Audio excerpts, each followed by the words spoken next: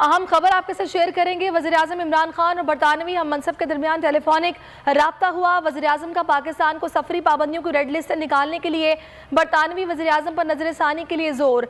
वज़ीर-ए-आज़म ने अफगान अमन अमल में पाकिस्तान के किरदार पर बात करते हुए कहा, FATF मेंबरान को पाकिस्तानी कामयाबियों को सराहना चाहिए।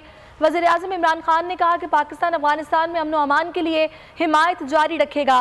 पहले भी कहा था, अफगानिस्तान मसले का फौजी हल नहीं, अफगान तनाज़े का हल सिर्फ सियासी है। वज़ीर-ए-आज़म इमरान खान ने जिम्मेदाराना फौजी इनक़लाब पर भी जोर दिया। दोनों रहनुमाओं का ताल्लुकात में मज़ीद बेहतरी के लिए मिलकर काम करने पर इत्तफ़ाक़।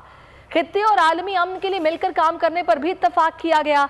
बरतानवी वज़ीर-ए-आज़म बोरिस जॉनसन ने वज़ीर-ए-आज़म इमरान खान को दौरा बरतानिया की दावत दे दी।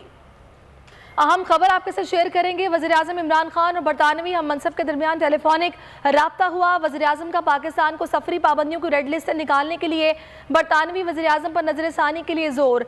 वज़ीर-ए-आज़म ने अफगान अमन अमल में पाकिस्तान के किरदार पर बात करते हुए कहा, FATF मेंबरान को पाकिस्तानी कामयाबियों को सराहना चाहिए।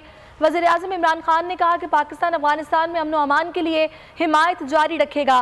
पहले भी कहा था, अफगानिस्तान मसले का फौजी हल नहीं, अफगान तनाज़े का हल सिर्फ सियासी है। वज़ीर-ए-आज़म इमरान खान ने जिम्मेदाराना फौजी इनक़लाब पर भी जोर दिया। दोनों रहनुमाओं का ताल्लुकात में मज़ीद बेहतरी के लिए मिलकर काम करने पर इत्तफ़ाक़। खित्ते और आलमी अमन के लिए मिलकर काम करने पर भी इत्तफ़ाक़ किया गया। बरतानवी वज़ीर-ए-आज़म बोरिस जॉनसन ने वज़ीर-ए-आज़म इमरान खान को दौरा बरतानिया की दावत दे दी।